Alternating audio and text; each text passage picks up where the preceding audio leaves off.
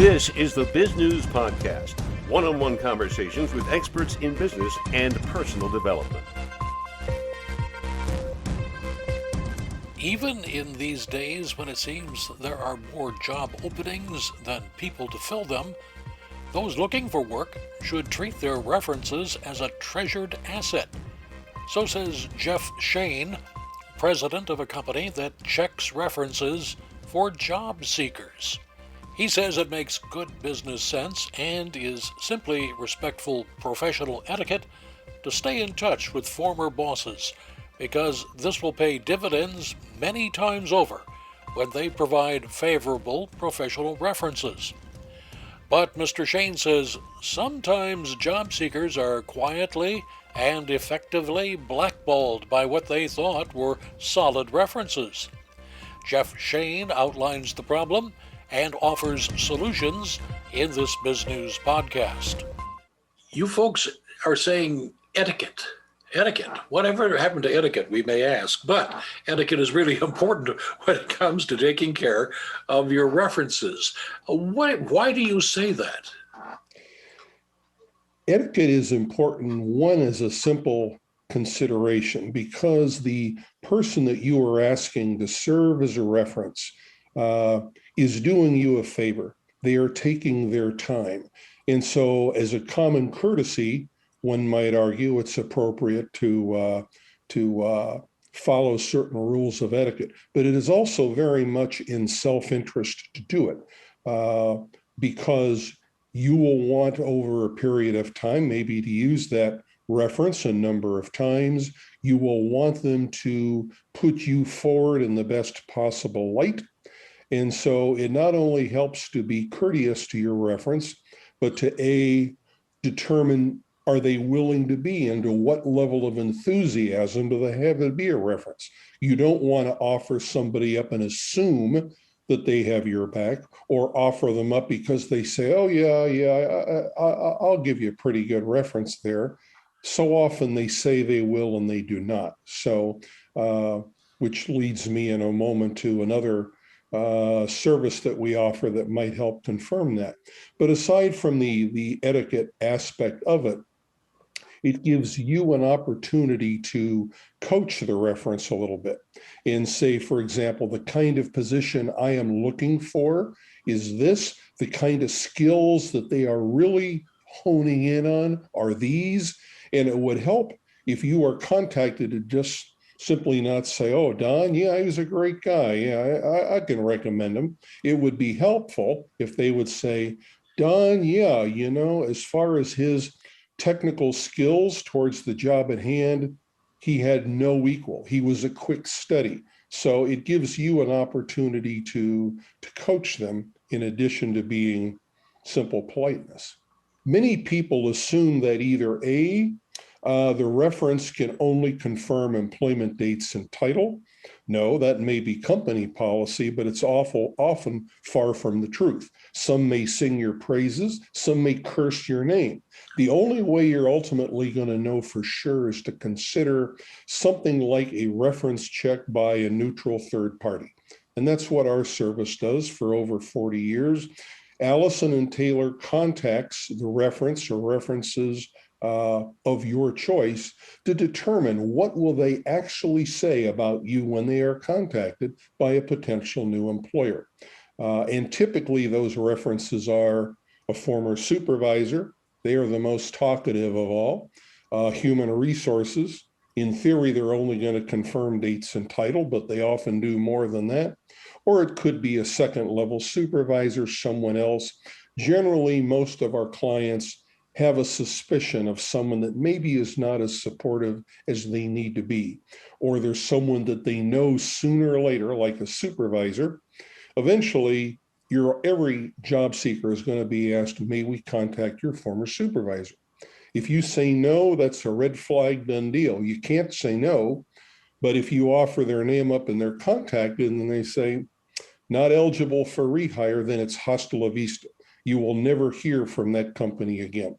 So it is really critical that you do your own due diligence up front and do it before too many good opportunities are lost. So you can utilize a third party to find out what they will say.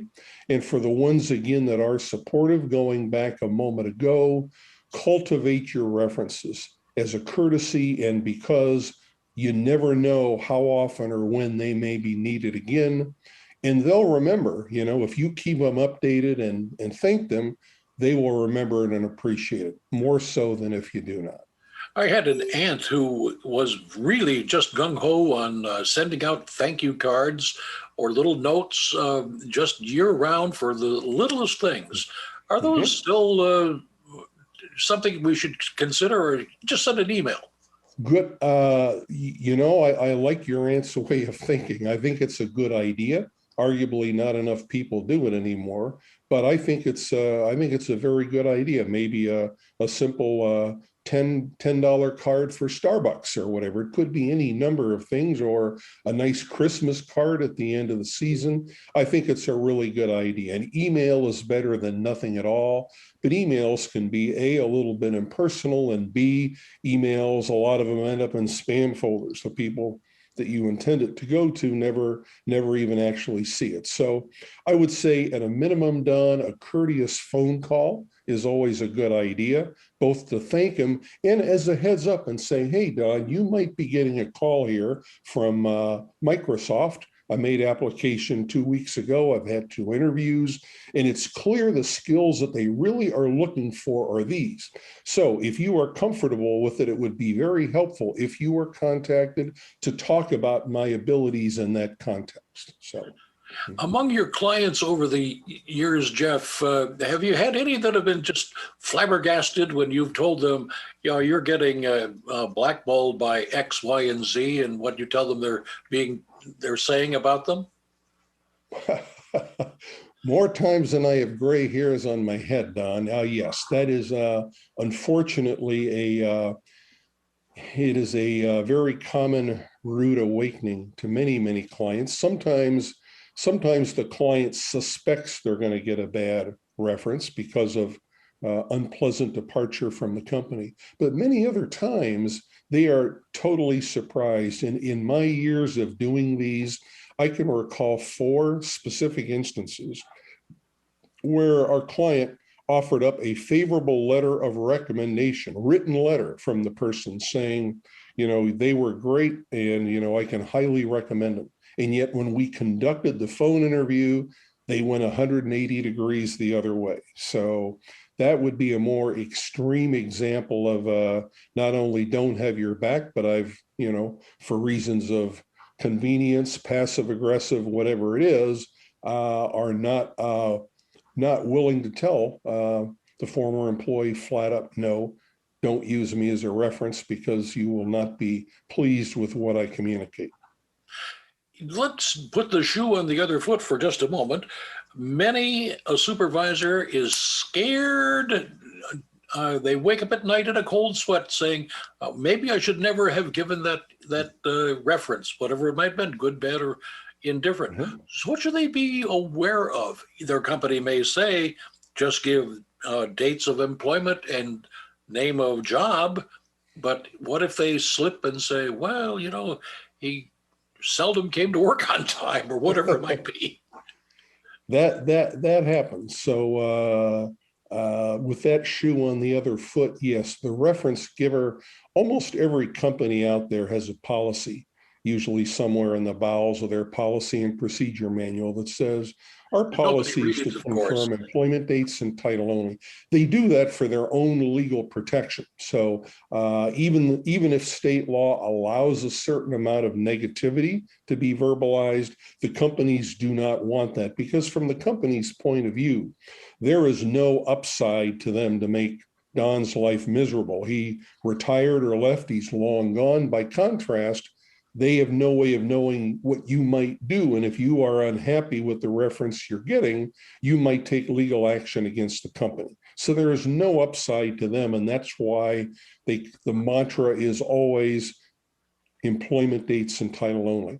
So if you are in a supervisory position it would undoubtedly behoove you to learn that lesson sooner than later. Perhaps, unfortunately, for some of the companies, very often the supervisor involved either doesn't know the drill, forgot the drill. Sometimes they just downright ignore the drill. There are many, sad to say, vindictive parties out there. And maybe you gave them, if you were the departing employee, maybe you gave them what for and told them that they were, incompetent, a bully, whatever it might be as you walked out the door. There are unfortunately some supervisors that are not going to live and let live. They will use an opportunity to be vindictive and do their best to ensure that you never get employed, and understand they know, as we do, that no prospective employer is likely to tell you, Don, we didn't hire you because one of your references didn't pan out. No, for their own legal protection, they will say, we decided to go in another direction. Or more likely still, you will never hear from the company. That's the most common syndrome that I hear from clients is, boy, I was on my third interview. Everything looked good. I mean, they were talking salary and, what kind of office I would have. And then I didn't hear anything. And I called back and they said, we decided to do something different. Thanks for your time. And the client is left scratching their head wondering, why did the bottom fall out? And that's why the reference checks that I mentioned earlier are so important, because that scenario can play over again and again and again. And many of our clients have either been obliged to find a new career or relocate because all the good opportunities in their area have been used up as a result of ultimately a bad apple in the reference barrel. What if the supervisor realizes this person really wasn't the sharpest knife in the drawer, but feels sorry for him or her, and they give a kind of a good reference and the guy gets the job and they blow up in it? What happens then to the company that gave the good quote unquote reference? Probably nothing at all. The supervisor that gave the good reference could always in a pinch argue, well, I'm sorry you had a bad experience. I had a better one. It worked for me. So proving, I think it unlikely that a new company would try to pursue legal action against an old employer, because the bar would be pretty high to prove that person knew that the candidate was patently underqualified but refused to communicate it. That might be a tough sell in a court of law. I guess we've all seen employees who are really unqualified, and we wonder, how did we inherit them? I suppose. What would you like to add for prospective employees as they search to expand their careers that we've not had a chance to talk about? I would only reinforce what I've already said primarily, and that is, do not leave your professional references to chance. You just have too much at stake. And as far as the etiquette portion of it, it should be arguably a no-brainer. I mean, it's common courtesy and it's in your best interest to keep them posted and do anything and everything you can to keep them in the loop and on your team. So, and then number two, if you have any doubts whatsoever, even if you just want to be proactive, which I would recommend, because of what you have at stake, check the references out ahead of time. Too many people assume the reference is good. The reference will only give a neutral reference. You know what they say about assumptions, and that's especially true in this line of work. And again, because if they do offer any negativity, you're never going to know about it unless you proactively take your career in your hands and check it out yourself. And then the only good news about a negative reference, we offer a service through our attorneys that is better than 99% effective in neutralizing a negative reference. We can document that and have documented. So if there is a bad apple, you'll almost certainly be able to do something about it.